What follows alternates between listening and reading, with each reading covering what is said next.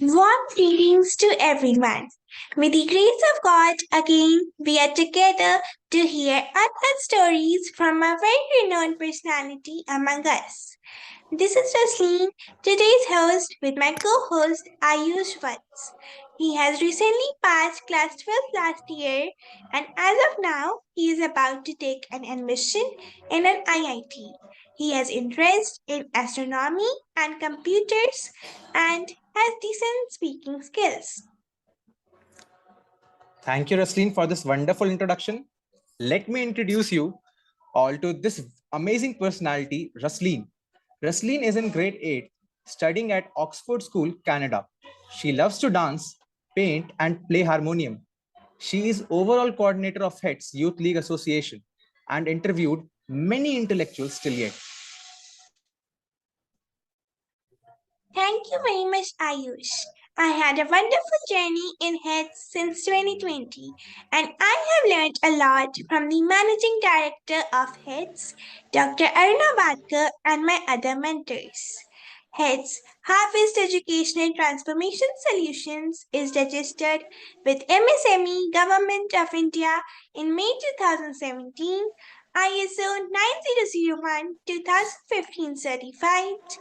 Another progressive turn with the launch of HES Pratishta India Trust NGO Foundation in 2021, where HES aspires to empower women, children, people across all genders, academic dropouts through education, develops knowledge, skill development, educational and corporate training, improving employability scope, assessment, and counseling projects. HETS is an education consulting and service company exclusively dealing with end-to-end education service provider pan India. Our team works with the educational institutions in planning, developing and managing educational institutions that meets their vision, mission and goals. HETS has more than a decade of experience setting up and running schools and preschools across the country. Transformation can happen only through focus and passion apart from learning, teaching, and leadership. I am thrilled to have this information from you, and I'm feeling proud that I have recently joined HETS Youth League. As you said, I very well know that the true spirit behind such transformations is present among us.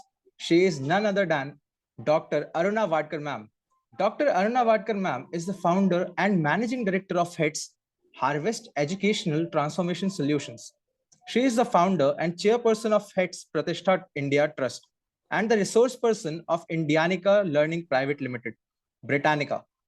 Also, she is the advisory board member and mentor of Mount Litra Z School and advisory board member and counselor of Green Eden Public School. Along with all this, she is also the president of WICCI, Women's Indian Chamber of Commerce and Industry for Karnataka Training and Development Council. So now, I request ma'am to grace the occasion with her motivating words before we start the interview. Great. Thank you so much, Rasleen, for the warm description of HETS. And thank you, Aayush, for introducing me to Professor Mohammed Shahriar. And it's a great pleasure, Professor, to have you on a platform and, to have a conversation which will be productive to our youth. And this platform, as my members of HETS Youth League Association have mentioned, we named it as Youth League because nowadays it's very important that we spark and ignite that spark in the youth, that they start thinking about their own self, about their own country, about what is in store for them and what they can make in store for themselves in future. So that's how we start from the beginning, because being into education sector over 3 decades, I always believe that learning and growth, learning, growth, and grooming yourself is beyond books. It's that books doesn't teach you all those things, but it is from the early age that you instill in these kids the skills that they need to face the challenging life of outside. Then that is where you are making a difference in their society in the minds of the youth, the young children. So HETS is, as all the details have been given, we have been moving slow and steady. Yes, we are not running as such, but though it is being as a tortoise race, and we know that the concept will change gradually, and we are in the formation of the change that can bring it to the nation and to the youth as such. So when we talk about the interviews, we just want to know that the knowledge, the wisdom that the experienced intellectuals have brought, or they have it with them, and they bring it on a platform, so that whoever goes through those intellectual wisdoms that has been shared on this platform will definitely gain something or the other from each individual that we present on them. So this is, we have HETS is on, we have pages on all the social medias. We have a YouTube channel, we have a Facebook page, we have LinkedIn page. So what we do is we just invite whoever is interested, and every intellectual member who comes in for the interview, we request that recommend someone or the other for them to be coming up on this platform and to share their wisdom. And we also conduct many conferences, many where we have topics, various topics, where these the speakers would come along and speak on different topics to make it worthwhile to spend that time what we are online being productive, rather than just being, okay, we want to show ourselves online and show that people that yes, we are something. Social media, no. My motive is, HETS motive is to make something productive towards the nation, towards the country, towards our youth. That is what we want. That is what we are. So thank you so much. And yes, Dr. Anurup Kaur is one of the pillar for HETS, and she is the one who is, in fact, I should say, in my busy schedule and her busy schedule, she is the one who is literally motivating me. Yes, ma'am, we can do that. So yes, we have Dr. Anurup here. I think you know her much better than, that is what with me. But then, yes, thank you so much, Dr. Anurup. And yes, over to you, people. Take on further. Thank you. Thank you, ma'am. As usual, we always learn something new every time from our beloved ma'am, Dr. Arna Vadkar. She is a true combination of beauty and brain. Thank you, ma'am, for giving me this opportunity. Now, let me introduce the intellectual of the day, Professor MD Shahriar Parvez, who is here to share his stories with us. He is an academician, professor, and researcher, development economist. He is the Intel Award winner, Chancellor's Gold medalist, valedictorian, social activist, inspirational, motivational, and conference speaker advisor, and think tank. Fashion critic, writer, editor, author, doctorate honoris causa, social knowledge, and humanitarian. He is PhD research fellow, MDS, and MBA. He is the founder and CEO of Independent Perception and Research Hub, also known as IPRH. Sir, it is a pleasure to have you with us on this platform. With your wonderful woman experience, I'm curious to know the thought that came to your mind when you opted for this profession. Thank you so much. I am become so much honored, because in front of me, actually, there are Rasleen is here, the most wonderful angel, and also in front of me, Aayush is here, the most challenging guy. So far, I believe that. And also in front of me, Dr. Aruna, Madam is here, and also Dr. Arup, who actually invited me in this platform. Basically, I am so much glad to know that this organization actually related with education, and they try to develop the thoughts of education from different educational personalities around the world. And so far, Rasleen, dear Angel already told that that I am the founder and CEO of Independent Perception and Research Hub. So I think that in our future, if it is possible, then I hope that IPRH will try to collaborate with HETS. So if it is possible, then I am trying for this collaboration, because it is my organization also believes that knowledge is power. So, for that reason, I am thanking again Dr. Arup to invite me this kind of platform. So now come to the point that our Angel already asked one important question, that what's the reason behind of this profession, why I select this profession. So basically, the point is here that when you become a teacher, teaching profession actually a job. It's also a job of 24 hours. So if anyone told that, yes, my job is 8 to 5, then we told, no, our teacher job is 24 hours, because his brain is always working and working. So and another point is here, after my graduation, after my MBAs, and also my another masters in development economics, there are lots of job organization, the multinational organization offer me various kinds of job. Also stock exchange also offer me a job in their organization. But I believe that teaching profession is a noble profession. So for that reason, I'm thinking that if I am starting my career in this profession, that only one thing will happen in future, that I am sharing my knowledge with so many peoples around the world. And another point is here, always I believe that knowledge is power, and this knowledge give you the freedom. So that is the main point that I select this profession for a teacher. So thank you. Sir, as we know that you are an amazing educator and also a research fellow. So according to you, what is more important, teaching or learning?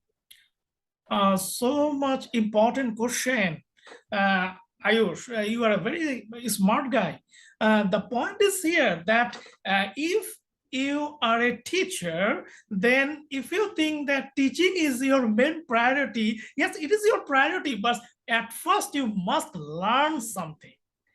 Madam Aruna already told that bookish method actually now in this era, this for the sustainable development education, bookish method actually at one time it will be abolished, because the point is here is come the activity based learning system.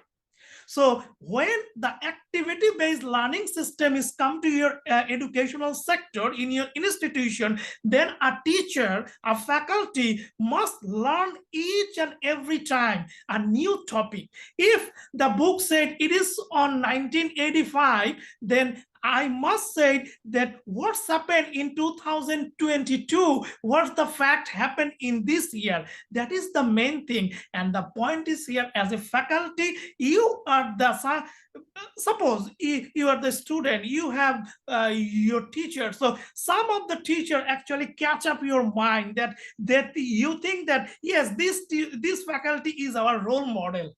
So how can you believe? You believe their knowledge, their gesture, their person. Yes, how can they deliver their lecture each and every day? And when 1 hour class is over, you say, no, sir, it's okay. You say something more on this topic, something more on this topic. So that is the main thing, that if your knowledge, your learning is not fulfill the class, then it is not possible for a teacher to teach and teach and teach. So I always believe that learning is the main part. And yes, activity-based learning is the most important point for the educational sector, because but when I cover up many international conference, I'm giving my lecture on Bloom's taxonomy.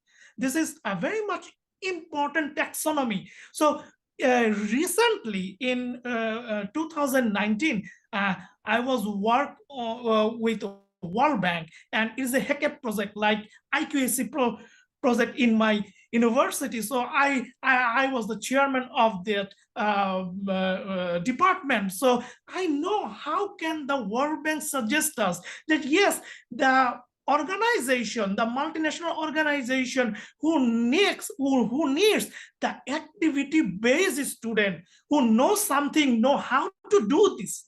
So it is the main point that now CGPA is not the main factor. The main factor is how can you solve the problem on the activity-based situation. So learning is the main part, I think so. I'm amazed to hear your insightful thought. And I'm sure you must have observed many classrooms. So, as per your experience, would you like to share the limitations you observed in the classroom for a teacher while teaching?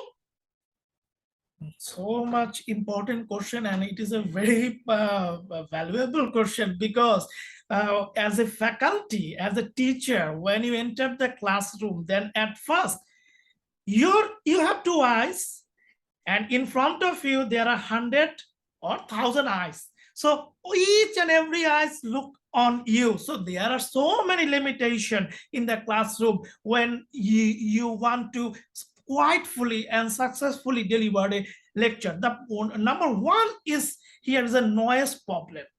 Most of the time when I go to many institutions, some of the time the noise is coming. So it is another limitation because it is a communication.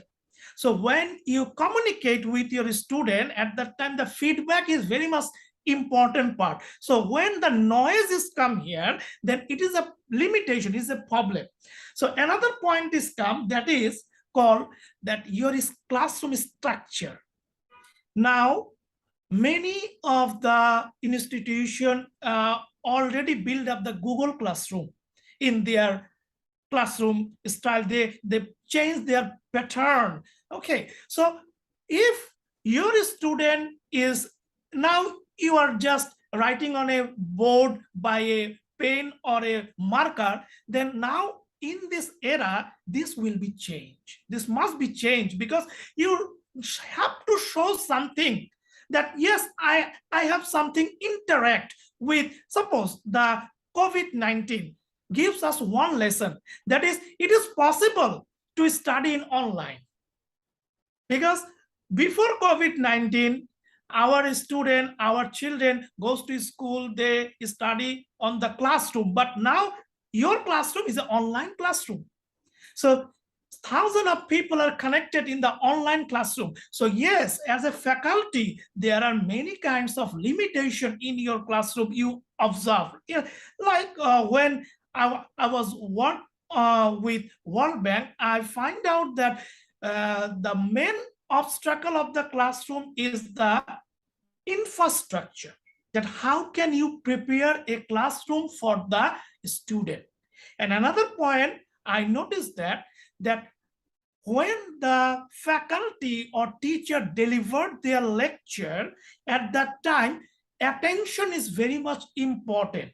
That if your student are not be attentive at that time, or if that faculty has no capacity to catch up their attention, then there is also a limitation, because it's a cope up with the student and teacher. So faculty and teacher cooperation is the main thing. So I think that nowadays the technology, we are in a technology based learning system we have, and the institution, basically I'm the faculty of a university, so I know the university learning system is quite different from the primary or tertiary education. So I'm learning on the so here's an open field. Like some of the time in my class, I just go and say, okay, in this course, we have no book. So how can you learn?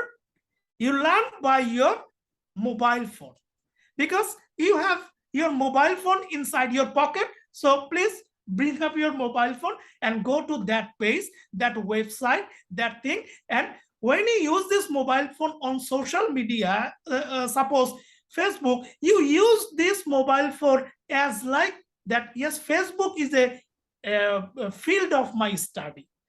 So you study from Facebook, no problem. So if you are want to get something from your student, as a faculty, you must have the knowledge that how can your student be attentive with your lecture. Otherwise, it's not possible. That was really great to hear, sir. As we all know that different children have different mindsets and different interests. So what do you observe when you see teachers mentoring students with different interests and different abilities? It's a very important question, because I already told about the Bloom's taxonomy. Like Bloom's taxonomy, in the Bloom's taxonomy, you have the psychological part. Like you have some domain under the Bloom's taxonomy. So you understand the mind of the student. Like if you are a teacher and you enter the class and some of your students are not attentive, they are not listening to you, then you must understand that yes, they are showing their interest in another side. So as a faculty, you must find out that thing. So who are attentive, who are not. Suppose some of the students are more extrovert, some of the students are more introvert.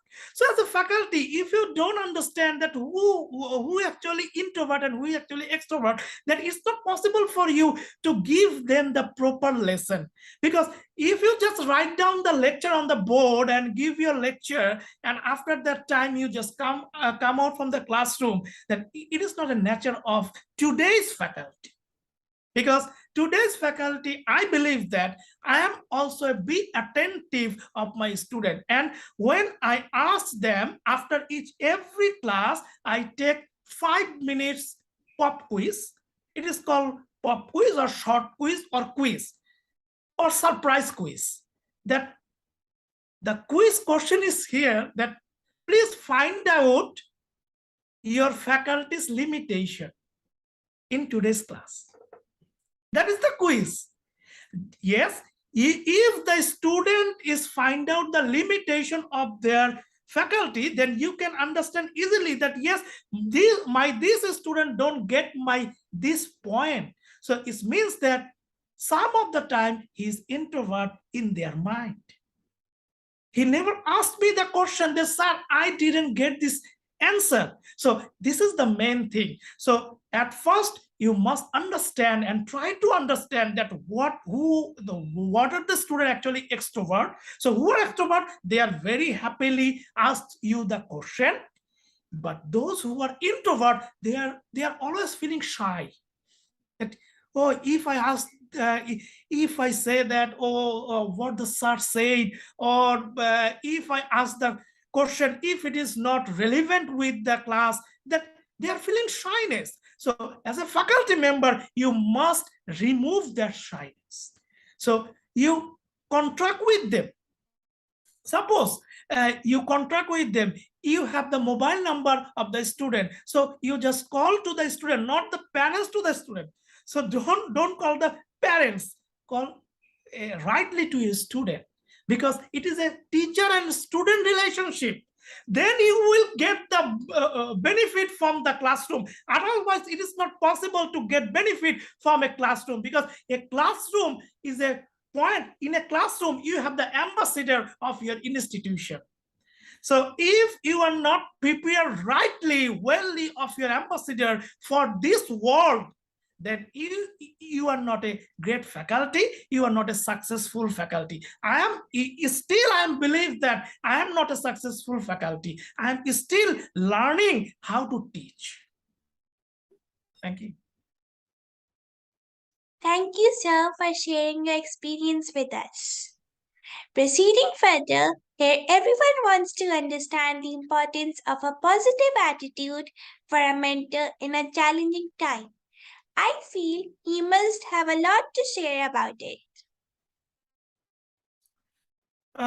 It's a little bit twisting question.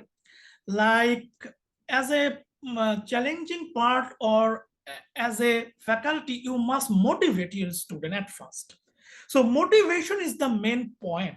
So as a mentor, that how can you be a role model of your student? So at first, if you become a role model of your student, then you must learn something of a mentorship inside you. So if you are not doing a mentorship inside you, if you are not showing your mentorship to your student, then it's not possible to get something about good from your student. Like in a Bloom's taxonomy, I'm just referring the Bloom's taxonomy, there are 3 domains here. And in one domain is told that, yes, your student have some insight capacity. Like some student wants to sing. Some students are writing a poem. They are good at their singing. So in a classroom, if you are a mentor, you give them chance. Yes, you express yourself. So as a mentorship, as a faculty, as a mentor, you must facing the challenge in every time, in every class. Because as a teacher, as a mentor, you don't know what type of question your student ask you today. So you must be prepared. You must be prepared each and every time that, yes, today my student asked a lot of questions to me. If I am not able to answer their question at that time, then I just take time. Okay, my dear student, you just asked me this question today. I will give you this answer tomorrow, because I am not the person to know everything in this world. I have some limitation inside me. So I am still learning. So, but at that time, you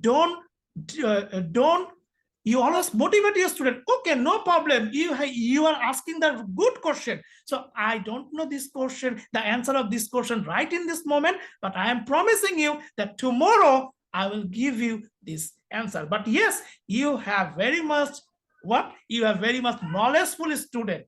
So you asked me this question. So this is the way, how can you motivate your student? Because if you are a mentor without motivation, without giving the motivation to your student, then it's not possible to get the feedback, the good feedback from your student. So I always believe that as a mentorship, when you are applying the mentorship to your student, then always trying with motivation and with communicative power. And I am also I'm also told one thing, that communicative social capital is the most important part, because we are social.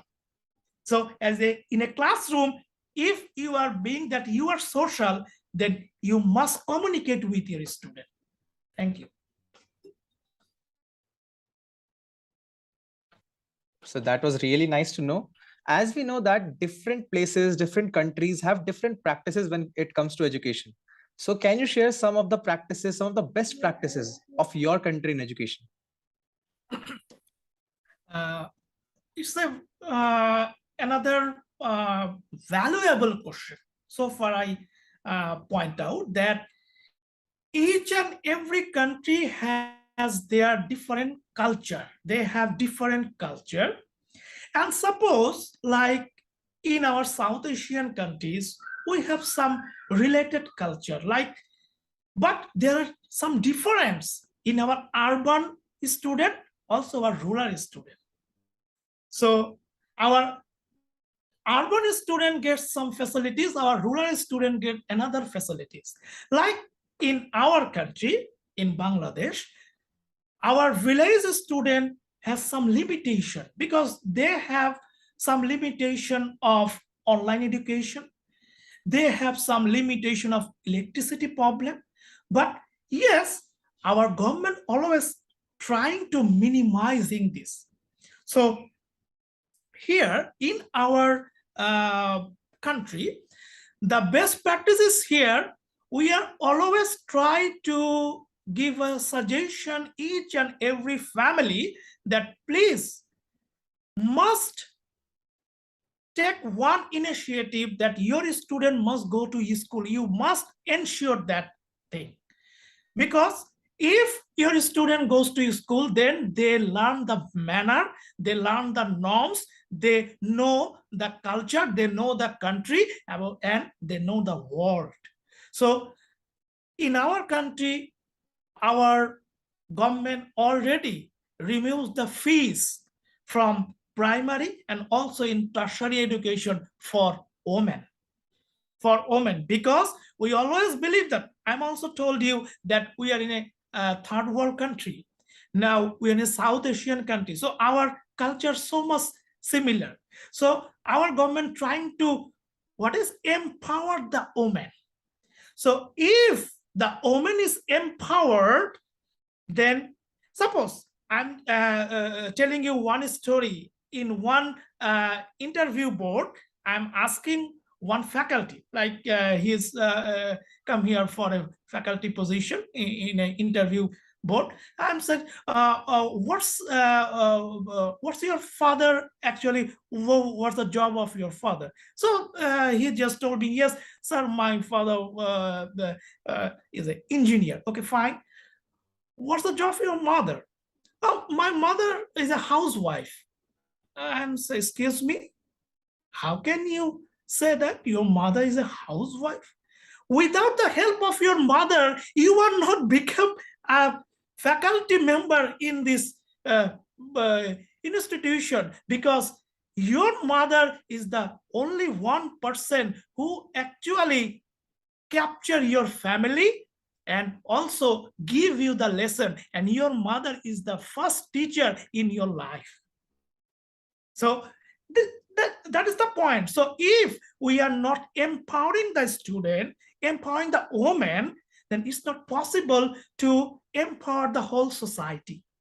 So gender bias is a very much important factor in this era.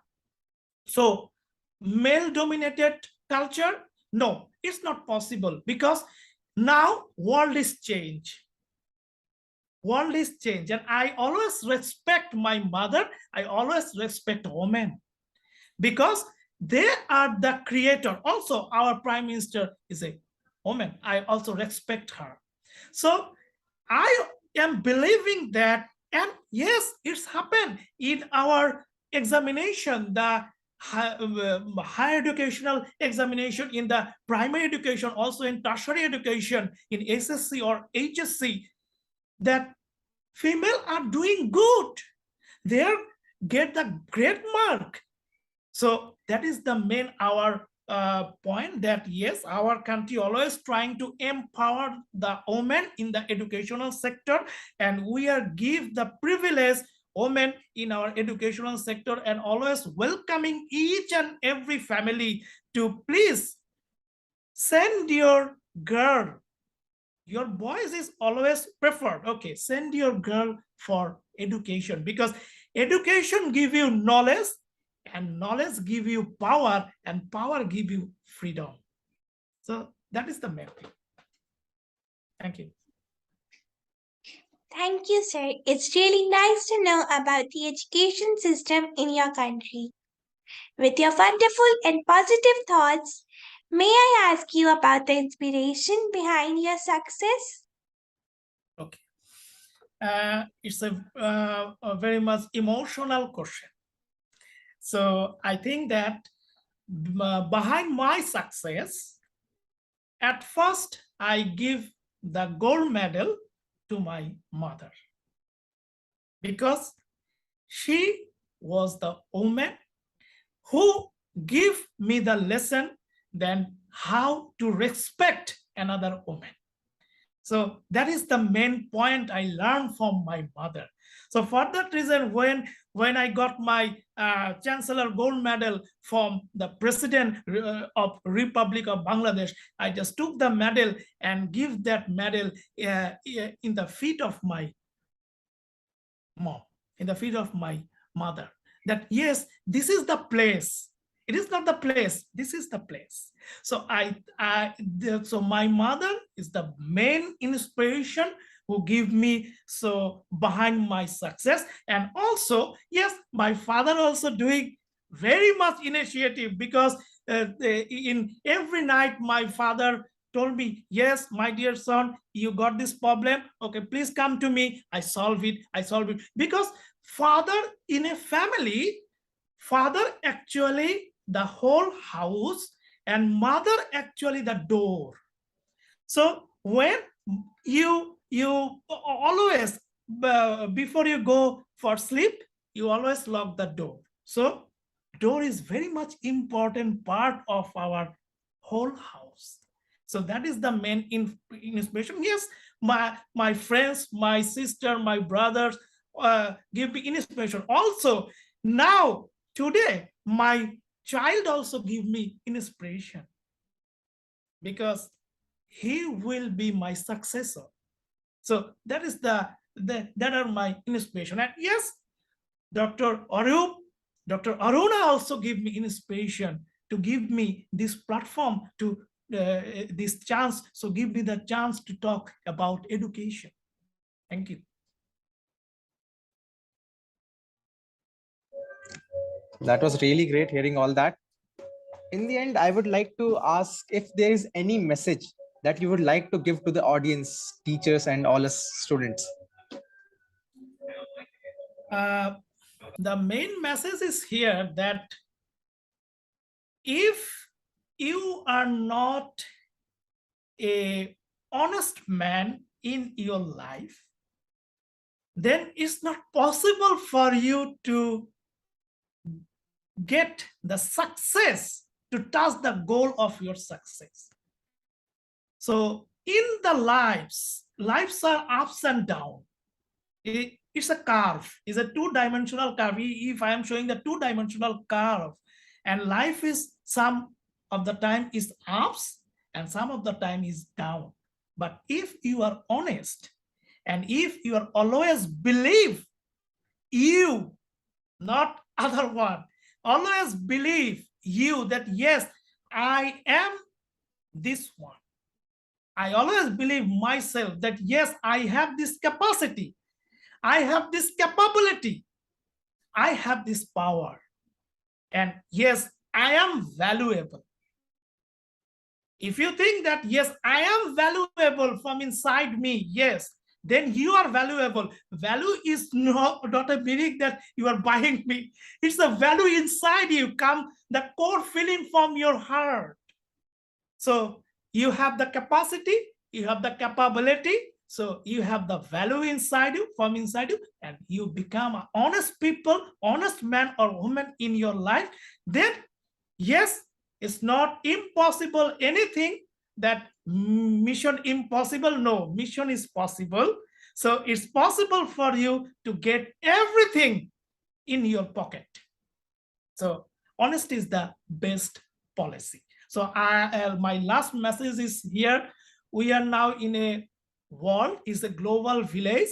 So always trying to respect the elders, always trying to respect your parents.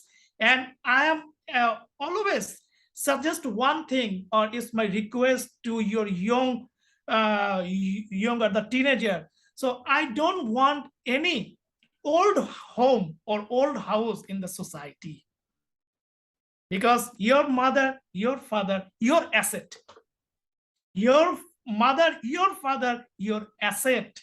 So if you think that yes, they are our asset, then you become a successful man in your life. Thank you. Thank you, sir, for your motivating message. It's truly inspiring and will be helpful for everyone. With these concluding words, now Yes, Rasleen, I'm so sorry to intervene you. I'm so sorry. I would definitely want to share a few words with the intellectual wisdom shared by our professor on platform today. I mean, I always think that, you know, the way I am going slowly and steadily forward, it's so much aligned with the thoughts that the intellectuals share here for us. And when you said values, the important message that you give, I always, in all my sessions, in all my trainings, I always tell education has a definition. Everybody should know the meaning of education. Education is one that you get a degree in your hand and your certificates, the doctorate, the higher double doctorate or double masters, whatever you get. But at the same time, if you don't know where you stand, you don't believe yourself, you don't have values, you don't have honesty, you don't have integrity, you don't have those values in you, then your education is just means that you are literate but not educated. So when both combine together, that makes a person who's completely educated, and that will lead you to the best of your life. So I'm so much happy to be listening to your words, Professor. It is really inspirational. Thank you so much. Thank you. It's my Yes, honor. It's my honor, madam, that you give such a great words for my speech. So I am so much happy. I'm so much happy and glad to get this kind of words from you. my pleasure. Yes, Rasleen, over to you. Thank you, sir, for your motivating message. Now, I would like to invite my mentor and Chief Management Officer of HETS, Dr. Anurup Kaur. She's an author, public speaker, and a great educationist. She's having experience of more than 25 years in the field of education. She has received many awards. To name a few are Best Principal Award Habis the Nurture Guruvarya Saman 2022, Inspiring an Iconic Woman of the Universe 2022, and many more. Currently, she is working as a senior educator in Halifax, Nova Scotia, Canada. Ma'am, may I request you to come forward for the vote of thanks? Thank you, Rasleen and Aayush. Wonderful episode. And it was really amazing. First of all, on behalf of HETS family, I express my gratitude to God for the incredible achievement of completing this 11th episode of Unheard Stories, the True Intellectual Warriors. For this wonderful initiative, I am really obliged, and I want to pay my heartfelt gratitude to the founder and managing director of HETS, Dr. Aruna Vatkar. This move is definitely going to inspire many of us, especially our guest, Professor Muhammad Shahriar. Whatever he has shared was amazing, heart touching, and inspiring. So I'm really thankful to him for sharing his wonderful stories with all of us and sharing some good strategies that government of Bangladesh is using to motivate women. So empowerment of women is really important in every area. That is really amazing that the government is doing, and we are also sharing this on this platform. I'm obliged to all the other members of HETS for their unstinted support.